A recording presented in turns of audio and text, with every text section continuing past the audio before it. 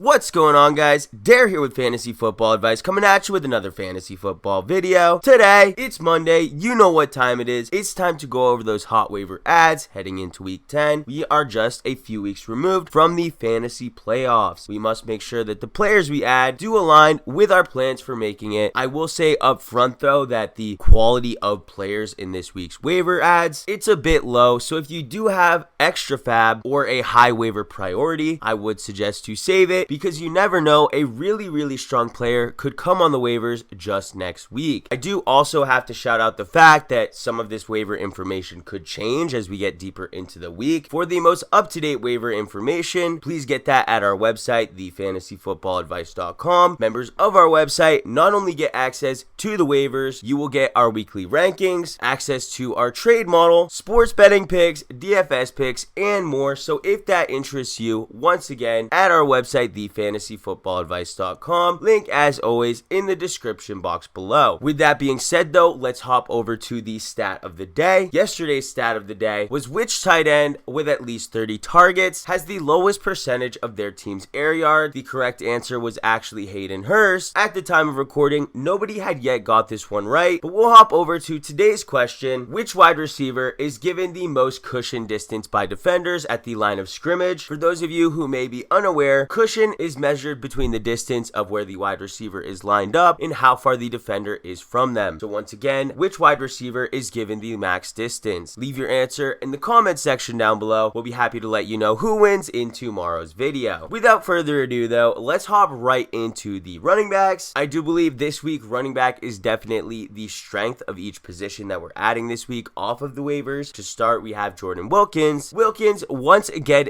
did lead this backfield from a volume perspective. Jonathan Taylor, of course, did get the rushing touchdown. He was used in the goal line, but we must take notice, Jordan Wilkins has carved himself out a role as the primary early down back. Will that be sustained throughout the remainder of the season? Will they continue to develop it? What I will say about that is that Jonathan Taylor, of course, did help himself by producing and getting that touchdown in the red zone. Jordan Wilkins did not help himself by averaging a mere 3.5 yards per carry. What does that result to? Unfortunately, a big mess. At this point, trusting either of them, it's not going to be great. In these types of situations, maybe starting other options in their place, holding them on the bench, and seeing if one of them can develop into more than what they currently are. That is going to be the best strategy. So if you have Jordan Wilkins out on your waivers, add him. Maybe don't trust him as your primary starter unless you're pretty desperate. That is definitely what I would suggest you do. Moving into the next running back, though, we have Zack Moss, a player we had been high on since earlier this offseason. In this past week against Seattle, Zack Moss did dominate when it came to touches on the ground when compared to Devin Singletary. 9 carries, 2 carries. Zack Moss, of course, even getting that most valuable carry, that goal line carry, resulting in a touchdown. As for the receiving work, Devin Singletary, he did have 3 receptions. Zack Moss had 2 receptions. Believe it or not, Zack Moss was more efficient in a yards per reception standpoint. Both running backs, though, I will admit, did perform very well in the receiving game this week. 3 receptions, 33 yards for Singletary, 2 receptions for 30 yards for Moss. When we're overall looking at the touches, Zack Moss this week, 11 touches. Compare that to Devin Singletary's 5. It looks as if the transition from Singletary being the primary back to Zack Moss taking over as that primary back, I think we're just about at the end of it. Zack Moss at this point should be owned in all leagues. I think it should be safe to trust him in positive matchups where the volume in the run game will be there. The scoring opportunities will also be there. So if he is still on your waiver wire, try to add him, get him on your team. The next running back we have, of course, is Kalen Ballage of the LA Chargers. If you guys were unaware, Justin Jackson did suffer a knee injury. The severity of the injury yet to be known, but in the place of him, Kalen Ballage, he posted some pretty impressive numbers. Against the Las Vegas Raiders, 15 attempts, 69 yards, that's a 4.6 yards per carry average. He did score on a rushing attempt. He also had 2 receptions, 15 yards, so he did show his versatility being used both on the ground and through the air. Keep in mind, though, there is still Joshua Kelly, who will compete with him for touches if Justin Jackson does in fact miss time, so this will be somewhat of a two-headed monster. There is also Austin Eckler, currently on IR, who is projected to be coming back at some point within the next few weeks. Grabbing Kalen Ballage certainly isn't going to be an ad that you will be using for a player in the playoffs, more of a short-term rental and one that is going to be risky on top of that. The next running back we have is Washington receiving back, J.D. McKissic. McKissic's role in the pass game for Washington, it could not be as prevalent as we have seen in recent weeks. This week against New York, he had a massive 9 receptions. Before the bye in week 7, he did only compile 2 receptions, but the 2 prior games before that, he had 6 receptions in each contest. If you are in any form of PPR league, his nearly 24 reception average over the past 4 weeks would be a weekly floor of 6 fantasy points, and that's not even including any yardage he gets on top of that, or his potential to always score a touchdown. Now, unlike when I was speaking about Kalen Ballage, about a player you may not be able to use in the fantasy playoffs, I do believe McKissic has carved himself out a role. It's not a role that has a whole bunch of upside attached with it. Of course, there is Antonio Gibson leading this backfield. The odds of McKissic actually scoring a touchdown or being a contributor in this offense in the red zone, it's pretty unlikely.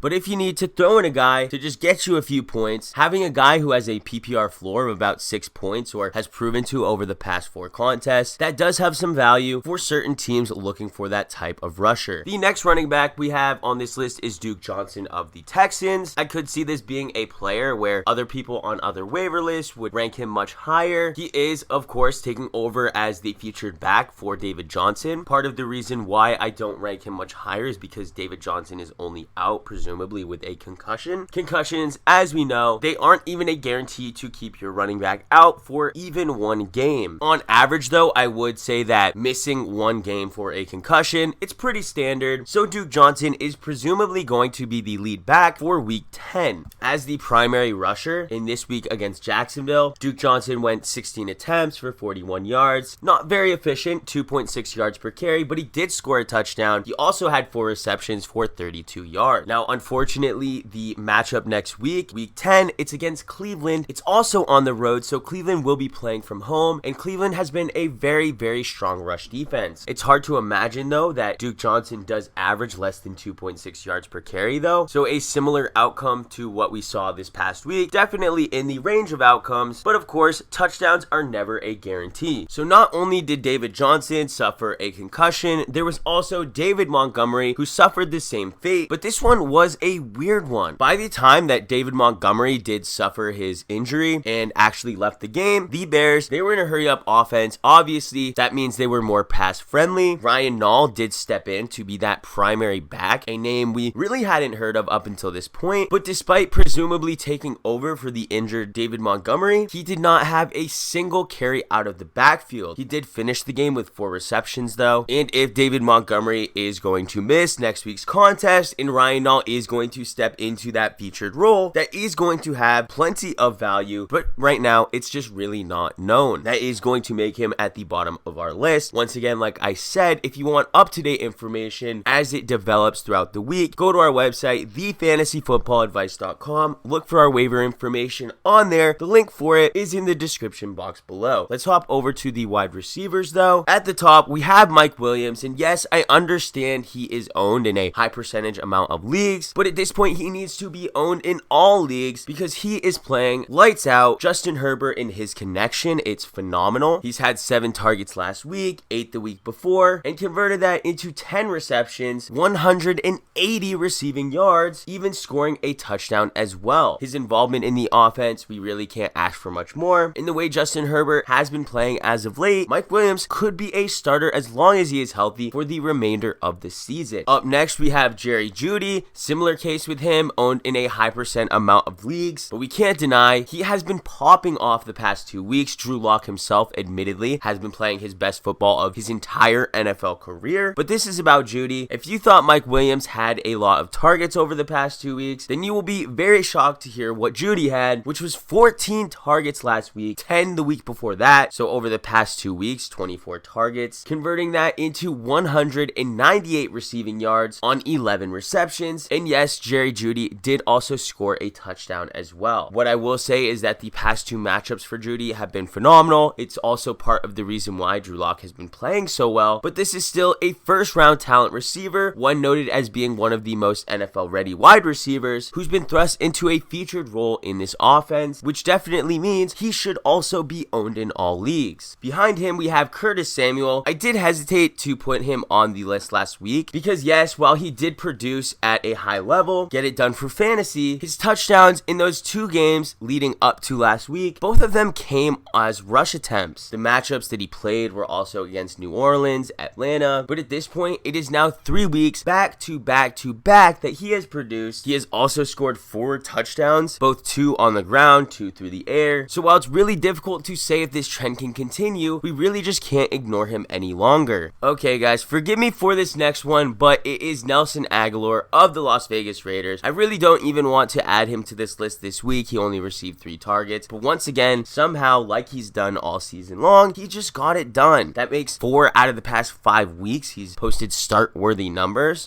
And just due to how desperate a lot of us are because of all these freak injuries, I know there's one of you out there that can get some value on it. If that is going to be you, just try to close your eyes, pretend like Nelson Agholor isn't in your lineup, and just hope for the results to be the best that they can be, because honestly, Nelson Agholor has been quietly producing. The final wide receiver waiver ad we have is none other than Danny Amendola, the former Patriot, the slot receiver, the high volume receiver who received a whopping 10 targets last week. As we know, Kenny Golladay, he is out for an extended period of time, meaning there are going to be some targets in this high volume offense that are going to be up for grabs. With names like Marvin Hall, Quintez Cephas playing behind Marvin Jones, it really left us wondering which receiver behind Marvin Jones was really going to step up and be heavily used in this offense. I think we did get the answer to that. It was Danny Amendola. Just keep in mind, his value varies differently from PPR to half PPR, and definitely when you dip into standard. In PPR leagues, I think he could be owned and started right away. In half PPR leagues, you may be playing with fire depending on the matchup, and in standard leagues, I probably just wouldn't consider him.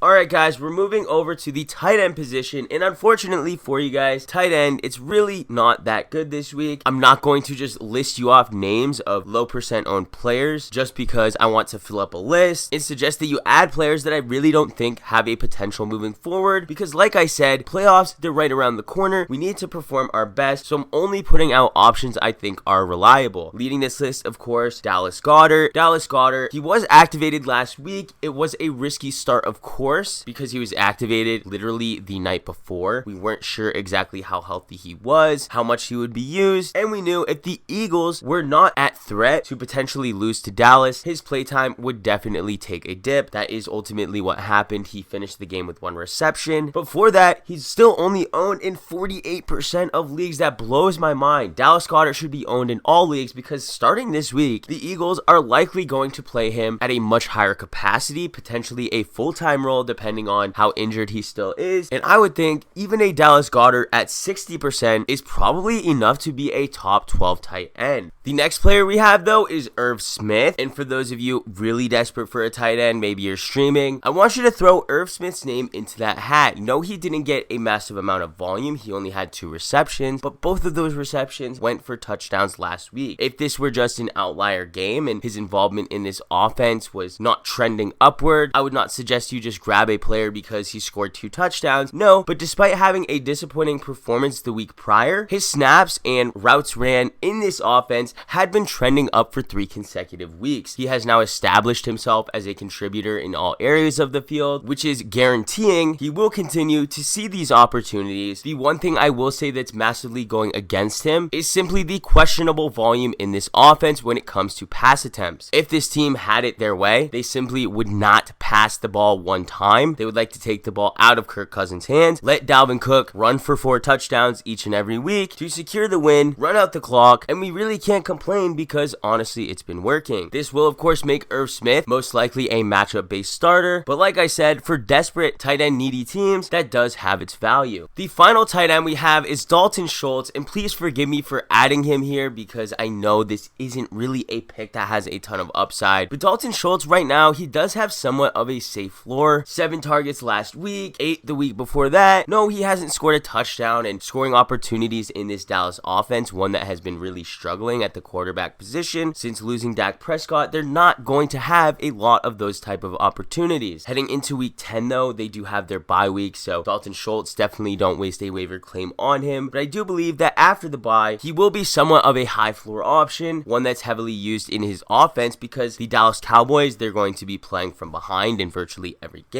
That leads to more pass attempts, and young quarterbacks, inexperienced quarterbacks, they do ultimately rely on the tight end position much more. While we did drop Dalton Schultz immediately after losing Dak, we did learn that his involvement in the offense was trending upward. Now at this point, I do believe we can trust in that role. Just keep in mind that role just has a limit on its value. But guys, that's going to do it for this video. We really hope you enjoyed. If you did, how about hitting that like button? If you're new to the channel, please hit that subscribe button. We thank you all for watching, and we'll catch you on the next one.